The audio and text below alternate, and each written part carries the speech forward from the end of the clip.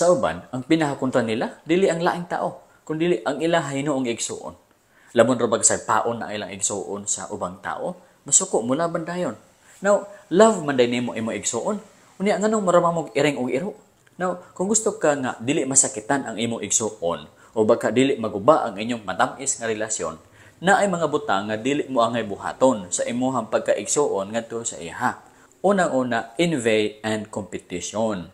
Ang igsuon mo, dili mo rival, karibal nga kung kinsay mas gwapa sa inyo, kung kinsay mas paboran sa inyong mama, o papa kung kinsay mas daygon sa mga tao. Dili mo kontra, kung dili team mo. Usa mo ka team, magtinabangay mo. Ha? Ang uban kay magkompetensya, isama ni Abel og Cain.